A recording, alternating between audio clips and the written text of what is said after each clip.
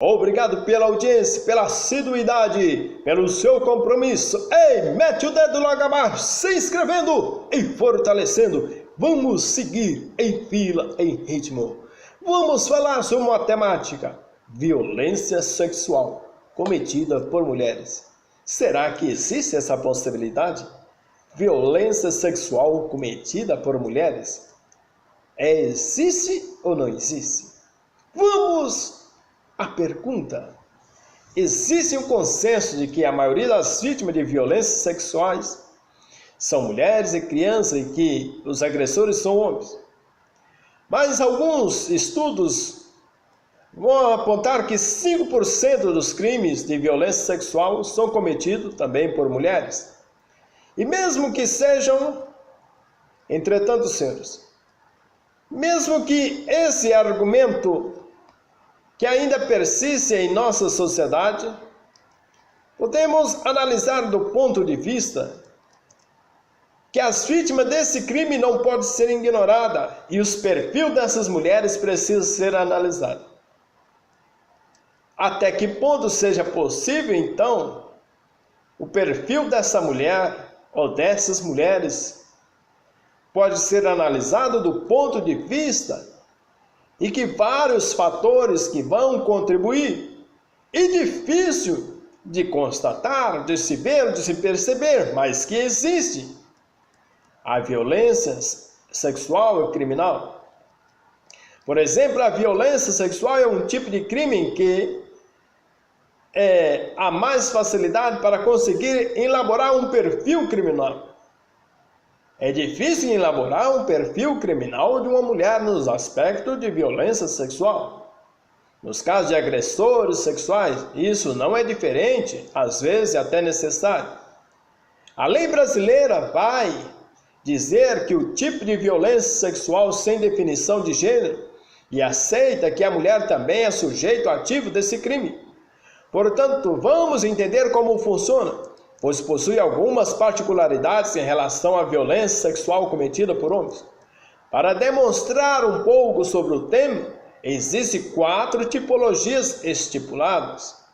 Entretanto, nobres senhores, mulheres que abusam crianças pequenas. É um grupo pequeno. Comete o que? O crime contra a criança, pré-puberes, principalmente em casos de mães e filhos.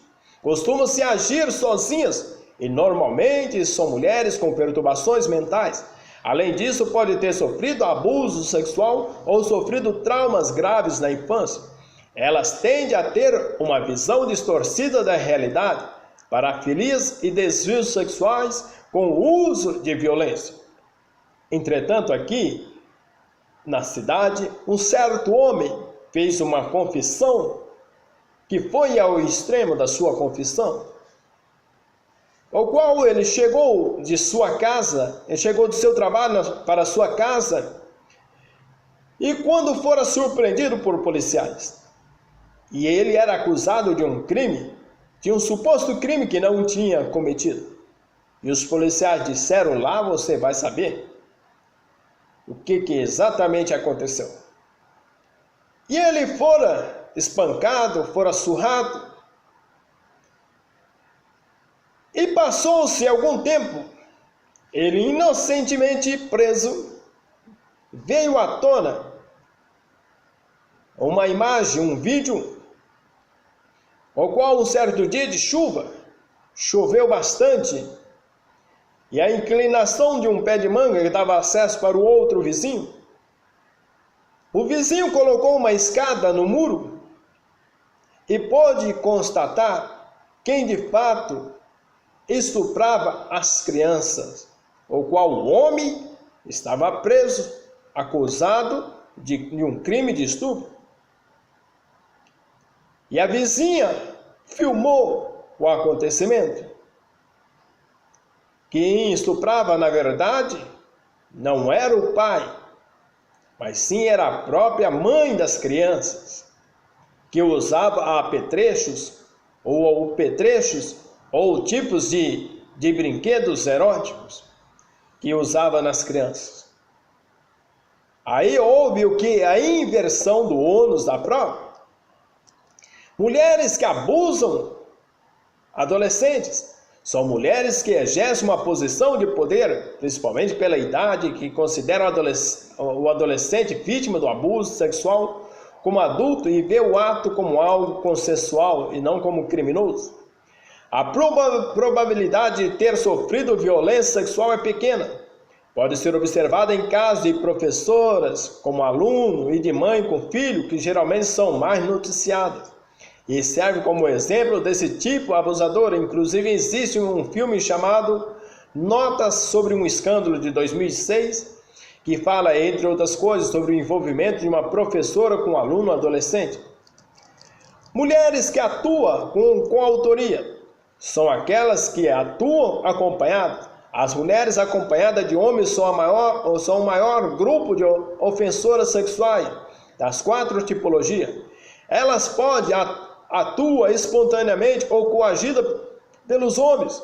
Elas podem envolver familiares como filhas no ato quando coagidas por ser emocionalmente dependente. Um exemplo bastante conhecido desse tipo de abusadora é o caso real de Carla Amolka, que junto ao seu marido, Bernardo, tinha relações sexuais com meninas e adolescentes e depois os dois matavam e desossavam os corpos. Existe uma controvérsia se ela era coagida ou não por ser muito violento, então vale a pena ler sobre o caso. Nesse caso é muito importante analisar que quem atua com essas mulheres para melhor compreensão do comportamento da agressora, até para tratar e intervir. Mulheres que abusam de adultos são os casos que ocorrem em menor número e dificilmente são detectados. Então não há uma classificação adequada para como elas agem.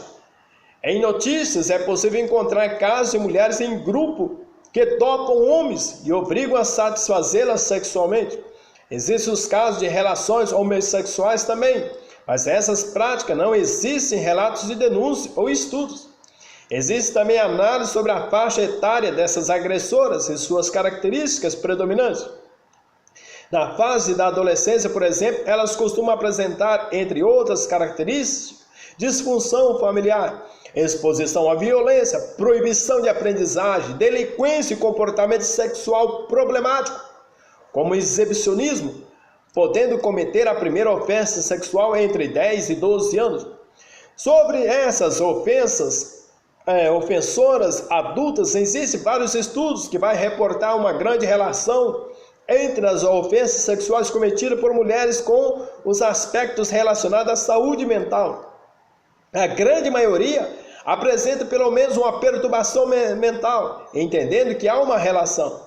Entretanto, que exista uma superestimação nos resultados, pois os casos que envolvem perturbações mentais costumam ser mais denunciados. Existe uma tendência ao perdão de agressoras sexuais, a não ser em casos mais graves.